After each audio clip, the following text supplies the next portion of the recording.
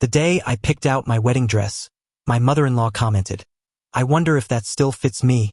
I jokingly responded, "Maybe, but you're not trying it on." "Well, why not? Just to see how it fits me. What's the problem?" I tried to explain, but she wouldn't listen, even crying crocodile tears about how she never got to have a wedding. I replied, "And why didn't you?" "Oh yeah, you cheated on your fiancé." I admit I crossed the line, but what she did afterward was much worse. She came over to talk it out, but when she excused herself to the bathroom, she didn't return for a long time. When I went to check on her, I heard grunting in my bedroom. Upon walking in, my world stopped. She was squeezing into my wedding dress, and as she was doing so, the seams tore, and the side zipper alongside the sheer backing of the dress fully burst open. As soon as this happened, I felt faint. I spent thousands of dollars on the dress and even more to get it tailored. "What have you done?" I yelled at her. She only replied with, "Don't worry, we can fix it." I asked why she would try to fit into my dress after the conversation we had and after I explicitly told her no. She said the same thing she did before, that she wanted to see if it still fits her and that she wanted to feel like a bride. I yelled at her. This was less than 2 months before the wedding, and she had ruined my dress. She acted like it wasn't a big deal and told me I was overreacting. I explained that I wasn't sure I could get it fixed in time for the wedding or if I could even get it fixed at all. The original tailor I went to had a wait list for months, and I was lucky to get an appointment before the wedding. Again, she didn't seem bothered and didn't even apologize. My husband overheard us arguing and ran into the room to see what was going on. He looked at the dress on the floor and asked me what happened.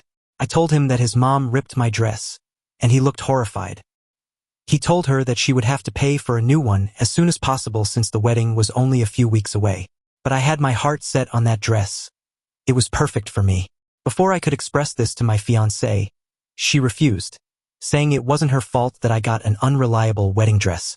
She then tried to paint herself as if she were doing me a favor. She said, I should be thanking her because if a wardrobe malfunction happened at the wedding, then I wouldn't have had any time to get a new dress. I snapped and told her, there would have been no malfunction because you're 4 sizes bigger than me. My husband chimed in and said that wouldn't have been an issue because we had the dress tailored to fit me. But she wasn't listening. I demanded that she pay for my new dress since she had ruined this one, but she continued refusing. I realized I wasn't getting anywhere in this conversation and stormed out. My fiancé stayed in the room and continued talking to his mom. I should have known that she would be a pain while we planned the wedding because she was always overstepping boundaries. One time, when John and I first started dating, she told me she would always be the #1 woman in his life. I didn't think too much of it until she made it known that John was her boy. Whenever we were together, she would often text and ask when he was coming home or even call in the middle of our date to gossip about some of her girlfriends. After I told him how I felt, he put an end to that, and she was bearable for the next few years. Sometimes, she would overstep my boundaries, but not enough for me to leave John. Ripping my dress was the worst one yet. The next day, I went to the same bridal shop where I found my last dress. I crossed my fingers, hoping that I would find one that didn't need to be tailored since we were low on time. When I got there, I was met by the same happy woman who helped me last time. She asked why I was back, and I was too embarrassed to tell her the real reason why I needed a dress. So, I told her that the other one got chewed up by my dog. We looked for hours trying to find a second dress for me. When I finally found one that I loved, I FaceTimed John to show him. His mom was with him in the car. He looked in love with the dress and said I looked stunning. I could see his mom looking over at the phone and sighing in disapproval. I ignored it the first time. He asked how much it was, and I told him it was only $1,500 and that we didn't need a tailor for it. He sounded more than satisfied with the price. That's when his mom chimed in, saying, I hope it's more durable than the other dress because that one was terrible. I felt my face turn red. She said that on speakerphone while I was right in front of the stylist. I quickly told them I would speak with them later and hung up the phone. I apologized for her behavior, and the stylist laughed, saying she'd heard worse. The next few days were the roughest points in our relationship.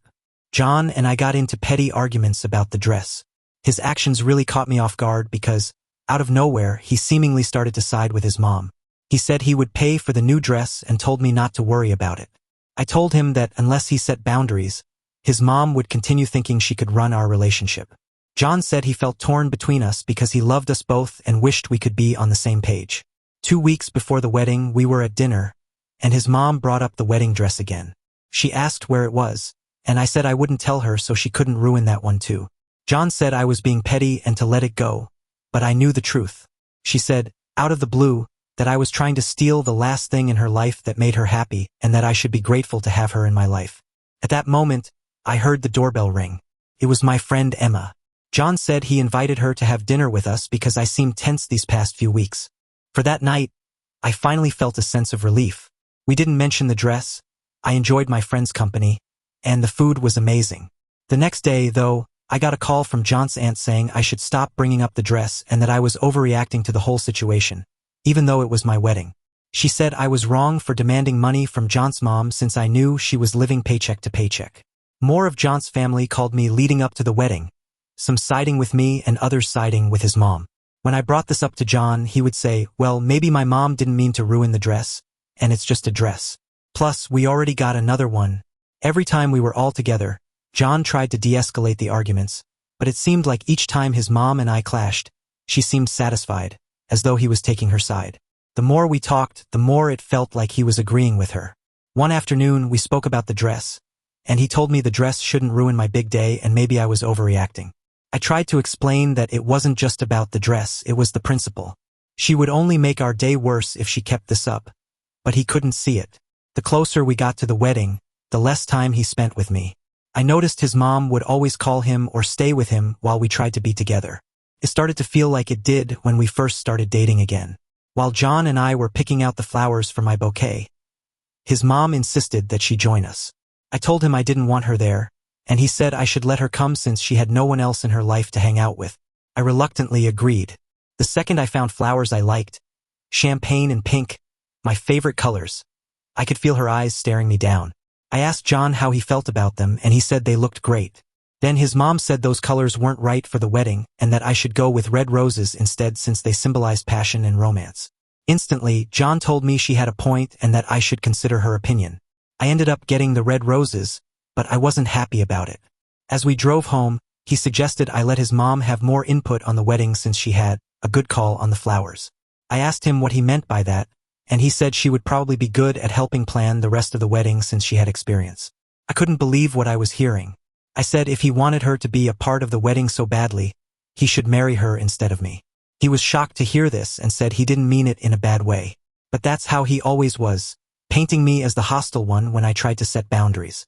I didn't want to argue, so I sat in silence for the rest of the car ride. The final week before the wedding, John's mom walked into the living room and asked where we were catering from. I told her it was a local restaurant that I loved eating at growing up.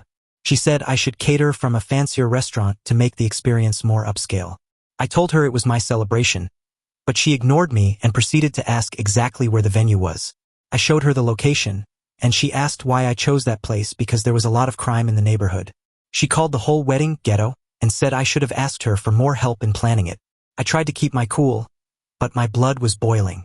As I was about to walk out of the room, she saw the guest list on my computer screen and told me I needed to cut it in half because she had more people from their side of the family who wanted to come. I'd had enough.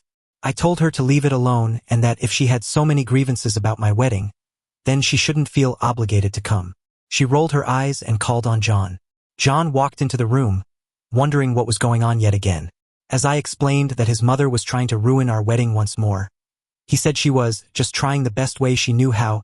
I could tell in his voice that he was sincere and trying to keep the peace between us. But his mom took it as him siding with her again. She said, yeah, so before you try to run your mouth to my boy, you should know that I'm only here to help. You'd better appreciate it. Most parents aren't as involved with their kids' lives, and that's how you make screw-ups. I was heated and walked upstairs. I sat alone in the bedroom and cried to myself. I had no one to help me. I felt like my feelings weren't being validated. John didn't even come to my bedroom to see if I was okay. I cried myself to sleep that night. The day of the wedding arrived, and I wasn't nearly as excited as I was weeks before. It felt like I was going through the motions of someone else's dreams. I didn't get the dress I wanted, the flowers were a shade I despised, and I wasn't even sure if my groom wanted to be with me. As I was getting my makeup done, John's mom, soon to be my mother-in-law, walked into the room with me and my bridesmaids. She was wearing an eggshell-colored dress. I asked her what she was wearing, and she said it was a family tradition to wear an eggshell-colored dress to your son's wedding. I said she couldn't wear that, it was my day. She said if I had an issue with it, to take it up with John because he was the one who took her to buy the dress.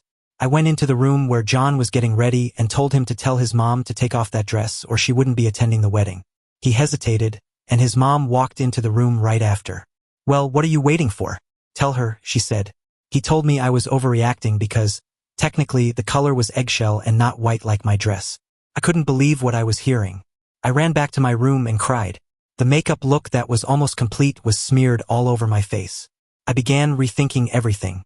I knew I couldn't continue to live my life like this. I had to tell John how I felt. As I was heading back to the room, I overheard John and his mom talking. His mom said that I was a crybaby and asked him if he wanted to marry someone like that. He told her that he loved me. Then his mom rebutted. When I was her age, I never cried, and told him he needed a real woman. She went on to say, "Real women don't get upset over measly dresses or have cheap weddings like the one we're having." My heart sank as I heard John's response. Maybe you're right. The dress fiasco was a big deal for her.